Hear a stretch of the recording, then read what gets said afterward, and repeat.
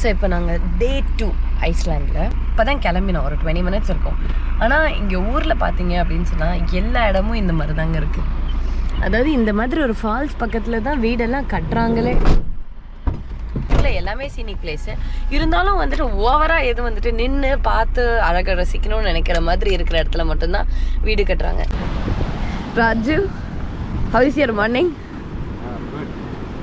Good.